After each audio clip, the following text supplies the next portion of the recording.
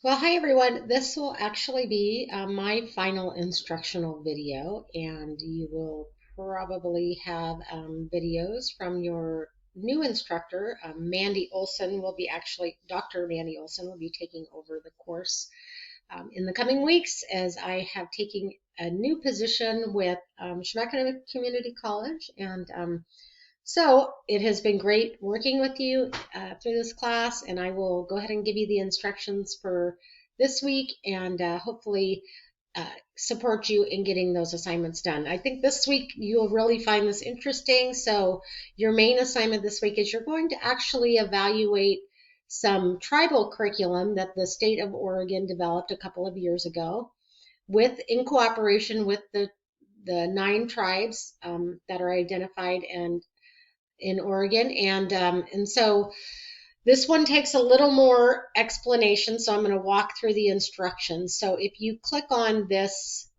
assignment, you will find these instructions as well. But also on the to-do list, I go into some additional instructions. So both sources are good. So what you're going to do is you're going to look at, if you didn't review the Oregon Tribal History website last week, you'll need to do that.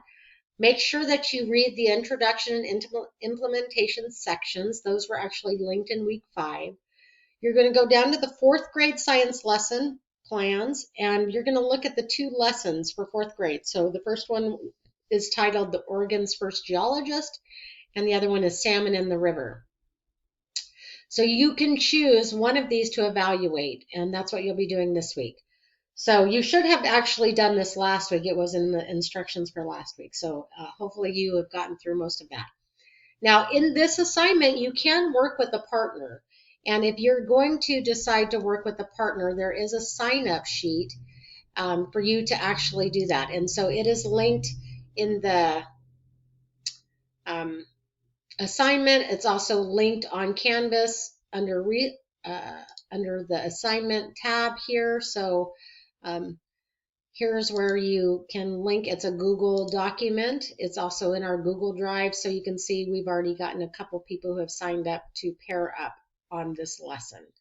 So you can do this. You can pair up if you know somebody, or just put your name on there and see if somebody else decides they want to pair up and work together. You can do all of this through electronic collaboration. So what I would suggest is if you do partner up, is you go to the documents that you're going to be using. So if I go back to the to-do list, you'll see you're going to be evaluating this curriculum like you did the last one using the STEM attributes checklist. So you're going to identify which attributes of STEM are included already in the lesson. There will be some that may not be present. There will be some that will not be present in the lesson. And so do the checklist first, and you can do this with your partner or individually if you choose to work by yourself. This is a lesson, this assignment is a little more in depth, so it is easier if you partner up, I will say. It takes some of the load off of you. So do the checklist, make sure that you're identifying those attributes. So if just a reminder of that checklist, I think I have it up. Well, let's just go ahead and click here and see it. I thought I had it already up. So I did, here it is. So remember, this was the checklist.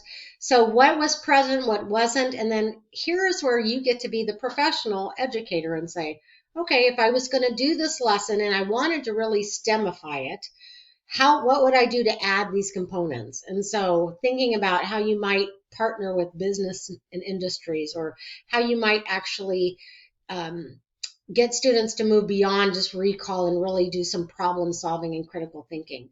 So you're going to either individually or with your partner come up with some recommendations or suggestions for adding those things into this lesson. And then the second part of this assignment is you're going to go back and do this backwards design template again, and you're going to include the steps that we used before. So some of these are already in the lesson, like the learning targets and stuff. You can take those right off the lesson. but you're going to add the other things, and you're going to plan out and describe in step 7 and step 6, what you've added to the lesson and how you have STEMified it. So that is the assignment for week 6. So first, evaluate the tribal curriculum, one lesson only. Pick one of the two, and then once you've evaluated and identified parts that might be missing to STEMify it, then you're going to add in those in this description of your backwards design. So that is the assignment for this week. I'll also point out that you have some reading to do that will be important for next week's assignment. So we're going to be looking at planning some of your own lessons moving forward, and we're going to try to really focus on lessons that address real life problems that elementary students might be interested in or encounter or want to, would engage in trying to solve. So there's a couple of things for you to take a look at. What are some of those problems that have been identified already by teachers? And then you're also going to look at the Environmental Action Program for Schools Guide, which gives some ideas for things that you might think about doing with elementary students to allow them to have a positive impact on their environment. So that information will be used in future lessons. So take a look at those this week. Evaluate the tribal curriculum, and that is it. And I will not be seeing you again next week on video, but I am sure that Mandy will take great care of you and finish up this course. She has taught this course before, so you're in good hands, and I have enjoyed working with you.